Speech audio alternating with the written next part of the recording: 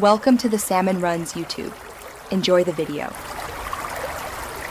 You begin by confirming essentials: the SQL Server FQDN, port 1433, and whether you'll use SQL authentication or Azure AD. This determines credentials and token flow. Next, deploy a self-hosted integration runtime if your database is on-prem or behind a VNet. Install it on a VM that can reach the SQL host. Once done, register the runtime with your Azure Data Factory using the provided auth key. Make sure firewall and NSG rules permit outbound registration and inbound SQL traffic. In the Data Factory authoring canvas, create a linked service and pick the SQL connector matching your server.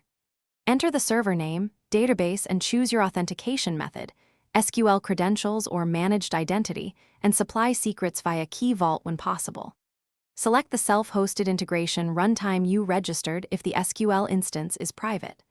Once configured, run the test connection. If it fails, increase timeout, toggle encrypt settings, and check that DNS resolves the server name from the runtime host. Now build your pipeline. Define source and sync datasets, add a copy or lookup activity, and configure mapping, batch size, and transactional options.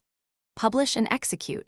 Then monitor the Run and ADF monitor to inspect activity details and row counts. If you hit errors, check integration runtime logs and SQL Server error logs for authentication or network failures. One key troubleshooting tip: enable verbose logging on the IR. Validate DNS resolution and port 1433 from the IR host, and recheck credentials. Thanks for watching. Consider subscribing if we helped you.